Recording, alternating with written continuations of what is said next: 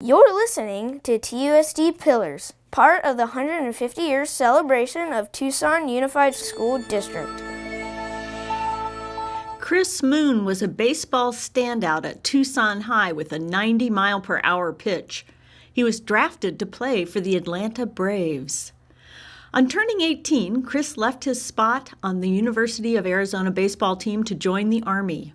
It was there he became a sniper in the 82nd Airborne Division of the 2nd 508 Parachute Infantry Regiment. On July 6, 2010, the Taliban remotely detonated a roadside bomb, and Chris succumbed to his wounds on July 13th. Tucson High head athletic trainer Mike Bays joined many community members and groups to honor Chris's life at Cherry Field, unveiling his statue there in March 2017. We met his Gold Star mother, Marsha Moon, at the monument. You know, they call them miracles, they call them sightings, they call them whatever it is. We had multiples of those. When I went back to work, I made it through the first week, and my daughter was not living with us then. She was on her own. She had called, so she says, Chris came to me. He came to me in a dream. He was standing in his uniform at the end of his bed, and he said, "Tell Mom that when the wind blows, those are my hugs. When it rains, those are my tears. When you see a rainbow, that's my smile. And when a child kisses you, that's a kiss for me." And I'll tell you, we experienced that from when we were in Germany, in Landstuhl, Germany, saying goodbye to him. And believe it or not, Chris behind his back has a hawk that he tattooed back there. And I'll tell you, how many hawk sightings and how many, for Native Americans, that's a good sign. He's got the Tucson High baseball jersey, and number 11 was his jersey number. So we actually were able to take this uniform, and that's Chris's original bat. Those are his gloves, and those are his shoes. So we were able to take all those pieces, and the sculptor was able to recreate that in her piece there. So you see Chris is in a almost kind of a half running stance. So what happened is the sculptor, she thought it was best to capture him he just hit a home run hit.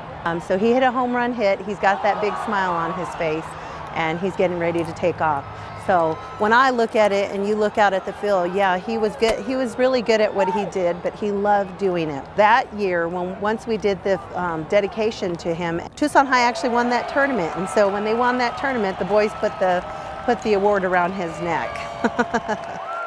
It's nice hearing after the fact, from scouts and things like that who were watching him, and then one in particular with the Atlanta Braves, just telling us why he chose Chris. And when you hear the words, you don't hear a good athlete or numbers, you hear character. And I think, what this represents is, we want kids to know what kind of person he was. I mean, he came through the public school system, still knew where his freedoms came from. I think they did a good job in raising him. Chris graduated as a 17-year-old in 2007, and I remember him clearly asking his father to sign the papers for him to go into the military. And I remember his dad was like, "Why? Why would you do that? You have all these options, all these opportunities." And and it was something that Chris always talked about as a child.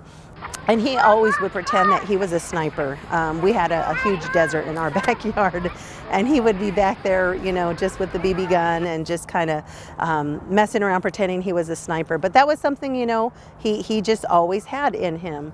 He knows where his freedoms come from. He knows that being a part of the U.S. is a big deal.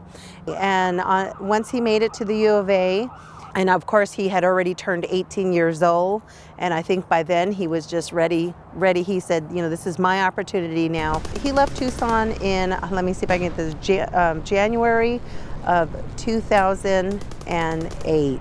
He was a sniper. He was a sniper with the 82nd Airborne, the 2nd 508 Parachute Infantry Regiment. And nobody wanted to volunteer because the area where they were fighting was pretty pretty horrific. And so because it was his company, he could not leave them. And so I remember the call, and that was several weeks before, just letting me know that, okay, Mom, letting you know that I can't leave Charlie company.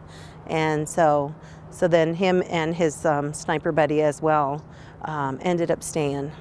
Got to be careful, because I know for the longest time media reports that he stepped on an IED, and he didn't step on IED. It was remote detonated. The flight that he should have been on, he wasn't on. Those guys, the plane that Chris was supposed to be on and back home in Fort Bragg, North Carolina, those were all the guys that were with him. And so they made sure that they sent those guys out here to personally hold Chris's casket. I knew that my loss was not the only loss, and I knew that there were many other Gold Star families out there once I started, realizing, okay, we're a Gold Star family now, and what do I need to do from here to pick up those pieces? And I just thought, I don't think that I could go through anything worse than I have gone through than the death of a child. Anything beyond that, I'm blessed, I'm thankful, and every day that I wake up, I'm blessed. I'm blessed to be here. Because of Chris's injuries, he would have been a double amputee. He probably would have had, battle scars, he would have had stress-related trauma. So that's another area I'm just slowly starting to work my way into now that I'm not working. And so I have a heart for combat veterans, and I also have a heart to want to honor those in the past, our Korean War, our Vietnam, we only have a few World War II veterans, and so we really want to take this opportunity now, to let them know how much we appreciate, their service, because they didn't have that back then. And I look at him and I say, Chris, I love you, I miss you, you know how much we love you, we know how much he loved us, and I'll see you again.